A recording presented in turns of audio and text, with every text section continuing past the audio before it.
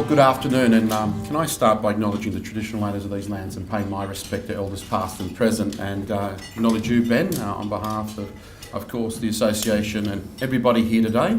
Most importantly, I want to acknowledge the Deputy Prime Minister of Australia, leader of the Nationals federally and nationally, most importantly, a good mate of mine. And I'll talk a little bit more about the Deputy Prime Minister shortly. Firstly, you know, we are gathered in this room today, and I do want to just take just a moment to say thank you to those, to the media, for the coverage that you've given in relation to drought, especially here in New South Wales. I think during all the droughts over the past decades, there's never been a time, because of social media, but also the media focus on the drought, that we've seen the level of support that has come out of places like Sydney and right across our community, supporting our farmers who are doing it very, very, very tough in the regions.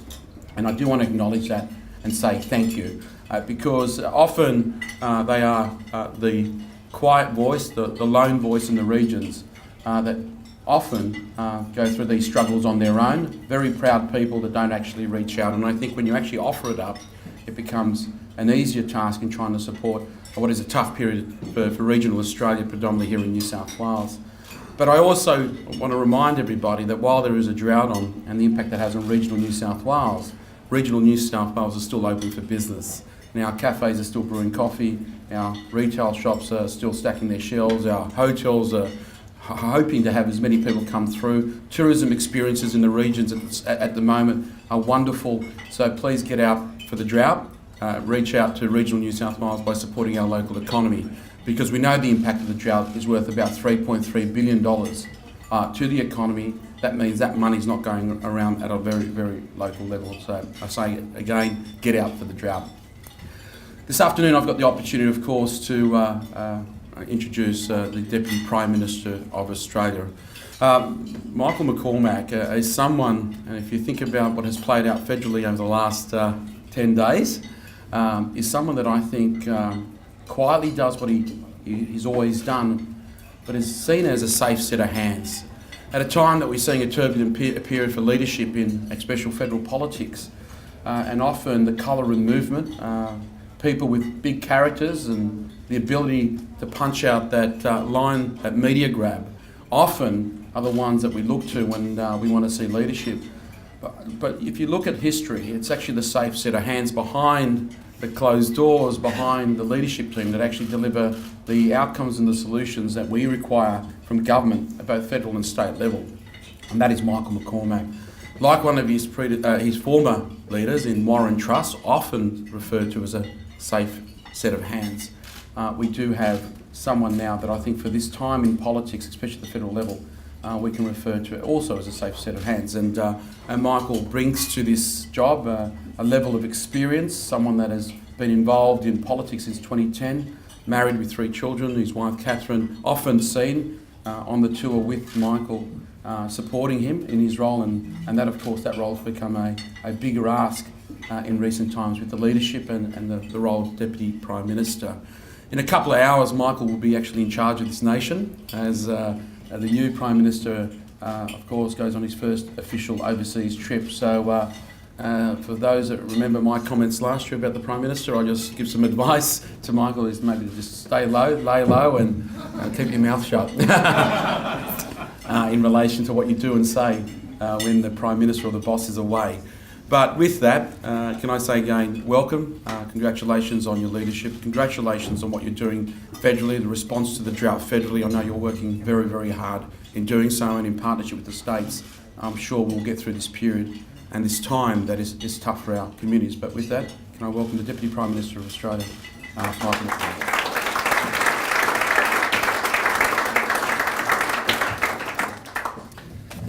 Well, thank you very much, John. I very much appreciate that. And to Sonia, Ben and the team at GHD, thank you for hosting this luncheon. It's important that we have sponsors, and I'd urge and encourage, if you've got the capacity to do so, to have a look and see what GHD has to offer. And if you can, follow through with it and support them as they've supported you and us. GHD tonight is celebrating 90 years of service, and I was just learning the fact that initially, when GHD started, it was involved in water projects in Victoria during the height of the Depression. And certainly water is very much front and centre of what we're talking about today. We've been talking about it in the recent past, and I know we're going to be talking about it more and more in the future, because water is our most valuable resource. And John Barilaro, as the Deputy Premier, I know he understands that. He's a Nat just like I am, and we share a bit of a commonality with GHD in that we too are in our 90s. Indeed, next year federally, we're going to be celebrating 100 years. And they've been writing us off for 100 years, but we're still there. We're still delivering. And the naysayers can say what they like. We'll be there in another 100 years, hopefully, because regional Australia needs a voice. Rural Australia needs people who are willing to campaign for and on their behalf. And John might have mentioned my wife, Catherine, who comes with me on the campaign trail and to various events, and it's very much appreciated when she does. But perhaps one of my best mainstays in my family is my daughter, Georgina. I have 3 children, as John mentioned. I have a son, Alexander, who's 23. When I get up and give a speech on the floor of Parliament about the economy, Alexander, the tax accountant, then sends me 5 dot points via text about what I should have said. Nicholas is 20, he's a cabinet-making apprentice. And so I've got 3 very different children. Georgina is a school teacher. She teaches at Caulfield Grammar, and she drives around South Yarra with the National Party sticker on the back of a car. And that might seem a little bit odd in South Yarra and Toorak, that area of Melbourne, but rest assured everybody should be driving around, perhaps not with necessarily a National Party sticker on the back of your car, but if you want one, just see me afterwards, we can organise that. But indeed, promoting regional Australia, because as one Aboriginal woman told me just prior to me getting into Parliament, she pulled me aside and she said, when you're doing your inaugural speech, she said, remember this. She said, we cultivated this land for tens of thousands of years and we left it in good shape. She said, and the ones who leave it in good shape now are the farmers. And she said, and you might need a politician once a year or thereabouts. She said, you might need a lawyer, hopefully not, but once a year or thereabouts. You might need a priest, every now and again, but you need a farmer 3 times a day, every day.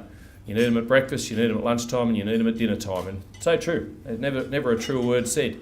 I am the son of a generational farming family. My father was a farmer. We had, unlike Cameron Hall over here, Dad had, Cam's got, I think, 26,000 acres near Tamworth. We had 1,000 acres near Wagga Wagga, but we had water in every paddock. We had good fencing, and we had first cross merinos. Dad grew wheat and oats. He didn't get into anything fandangled like canola or the like. But we had Hereford. We had Black Angus until they knocked too many fences over, and then we went into Herefords. Dad thought the Black Angus were a bit mad, but you drive around the Riverina now, as opposed to those years in the 70s when I was growing up. Riverina was all red and white. These days it's all black, and that's through good marketing. The fact is Herefords are a fine animal, but there's so much more Black Angus now, it's not funny. But it was good growing up on a farm. I can remember I was the only one of my family who went and visited Aunt Nellie, my mother's aunt, my great aunt, and I went and visited her right up until the day she died. And on the day she died, she told me that I was the family failure. At the time, I was the editor of the local newspaper. Believe it or not, and your farm writers, you'll be impressed with this. In fact, we'll have a bit of audience interaction. I was the editor of the Wagga Daily Advertiser and the group editor of the Riverina Media Group. How many, hands up, just a couple, how many journalists do you think I had at my disposal? Random, somebody. Anyone, throw me a number. 1, no, a few more than that. 5, you're the last one I'm going to ask. There's dinner for 2 at Parliament House for a person of your choice if you get the answer right. 58, close. 58 journalists. So they were heady days in the newspaper game. So I was heading up this newspaper with 58 journos and a huge budget, and heady days. We were going into colour. We had rural publications. Life was good, and I went to visit Aunt Nellie, and she told me I was the family failure because I hadn't gone on the land. And I went home to Dad, very despondent, very disheartened, and I said, you know what, Aunt Nellie just told me I was the family failure because I wasn't following, your footsteps and taking up farming. Dad, with a big sigh, said, I never really liked Aunt Nellie much. She's on your mother's side, but you know what? Sometimes she makes a lot of sense. Thanks, Dad. Anyway, so certainly growing up on a farm was a great thing, and it taught me respect for farmers and certainly what they do. And I've always said, and I will always say it, that our farmers are the most resilient in the world, and they are the very best environmentalists. And whether you have those farmers out in the Murrumbidgee irrigation area, Colliambly irrigation area, they farm a lot different than just 200 kilometres, further east to Wagga Wagga. They do it tough, and they do it for and on our behalf. And not only that, they also feed so many other families in other nations besides Australia.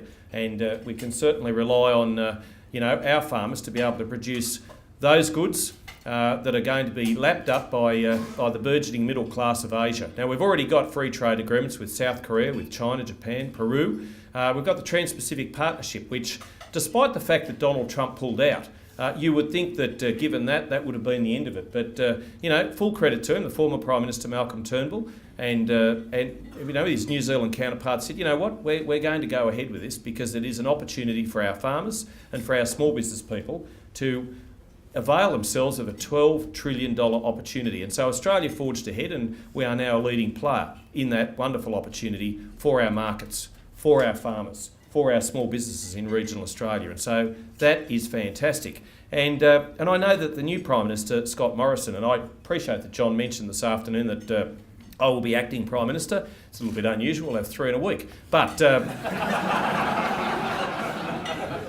we might take spot polls on who you like best, but maybe we shouldn't.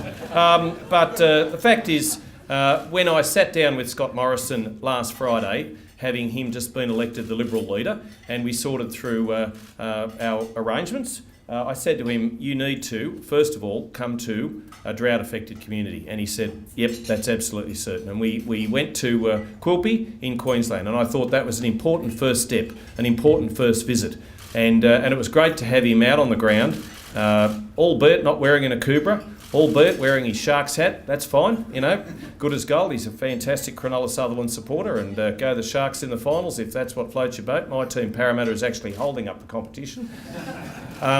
You rugby league supporters get what I mean. They can finish no further down than last, but mathematically somebody has to come last. But look, Scott came out and he talked to councils, he talked to local people, he got on the ground, and I think the best part about him I liked was when he actually lay on the floor of the local preschool and he had kids crawling all over him while he was looking at one kid had an iPad there and he was showing him exactly what he was doing, and I thought, well, this is great. He's going to fit in really well. But he actually understood the drought, and certainly as a treasurer, he's been in that role for some time. He will, I think, make a fine Prime Minister, and he will certainly put the regions where they need to be and our farmers where they have to be, and that is front and centre of all the things that he's talking about and our vision for Australia. And, the drought is, as John Barilaro talked about, it is crippling, and there's no question. That's why I've been delighted to work with John. I know the Agriculture and Water Resources Minister federally, David Littleproud, has worked with John's Minister, Noel Blair, in forming packages of help and assistance.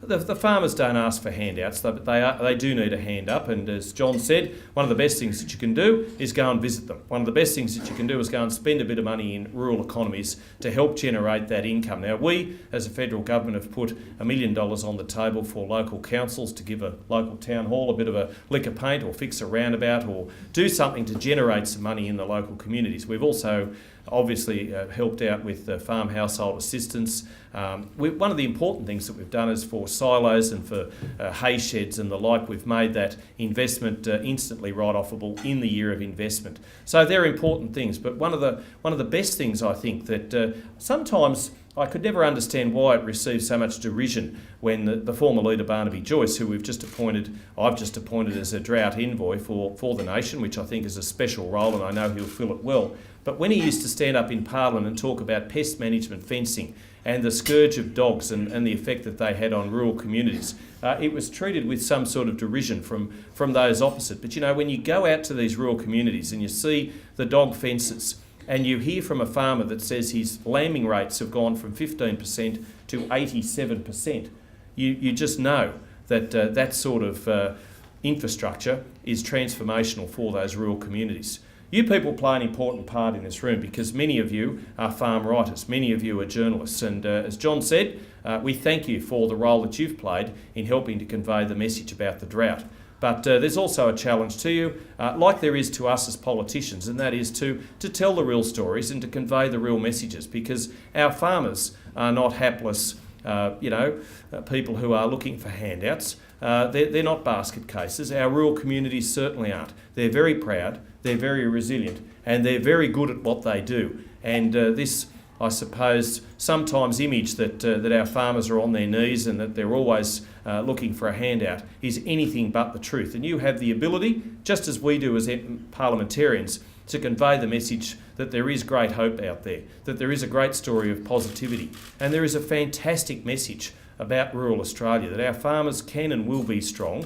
They must be strong for our nation, because when our farmers are strong, so too is our nation, and when our regional economies are doing well, so too does Australia do well. It all hinges on regional Australia, and that's why I'm so fiercely proud of where I live and fiercely proud that I do come from regional Australia, and I will live all my life in regional Australia. I love the place. I enjoy coming to Sydney. I enjoy being the infrastructure minister and responsible largely for a lot of the big projects that we're rolling out right across the nation.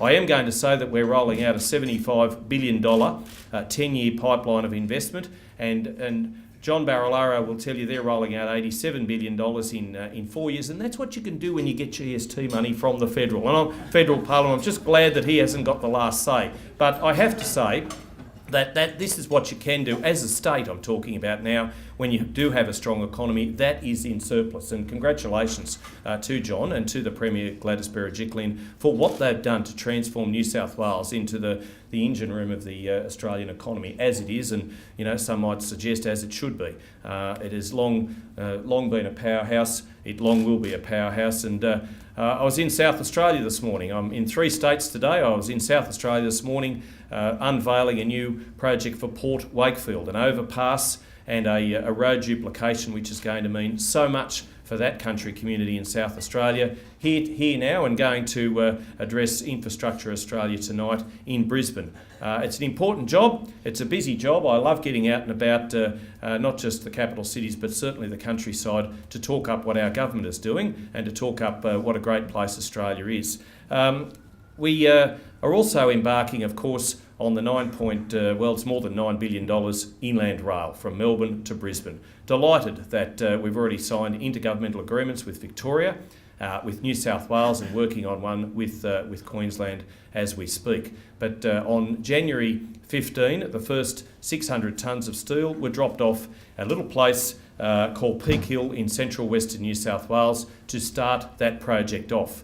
Now that will also be a transformational project. We've been talking about it long before the Nationals were in existence, long before we were called the Country Party, and long before GHD even came on the scene. In fact, it was 1890 when Australians, actually as they were the colonies then, were talking about having a rail project of this sort, of this nature. Well, finally we're getting on and we're building it, and it's not without, of course, its share of bumps and lumps. Of course, when you build a 1,700 kilometre corridor of commerce, it always is going to present its share of difficulties. But I want to be part of a government which doesn't have a banana republic attitude.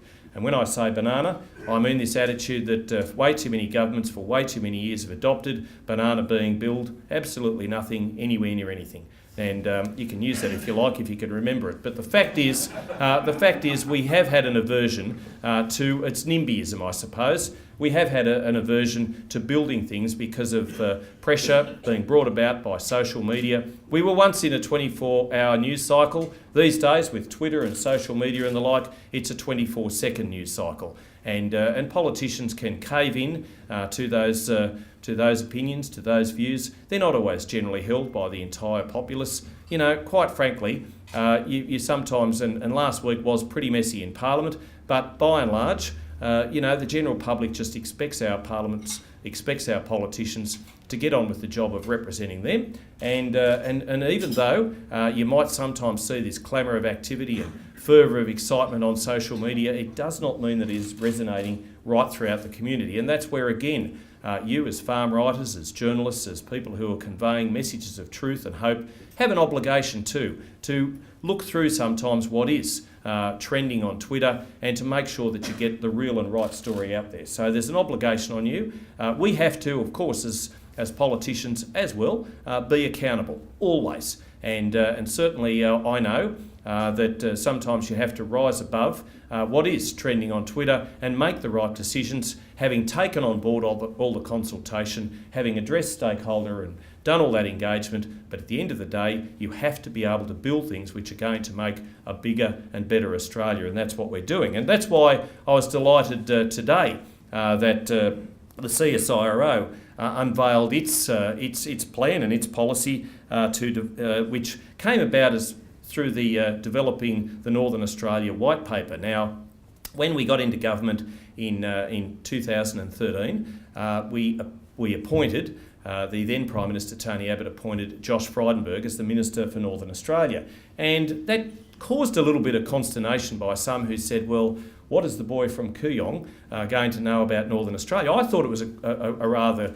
grand and bold and quite good move on behalf of the government at the time, because I thought it was great that we had somebody who was going to make a real imprint and a real impression in federal politics going forward, with a fresh set of eyes, completely independent and unbiased, to take on that portfolio. And he did a very, very good job. Then, of course, as Josh only could, he's gone places. He's now the Treasurer. So how good is it that our Northern Australia Minister is now in charge of Treasury in the federal Parliament?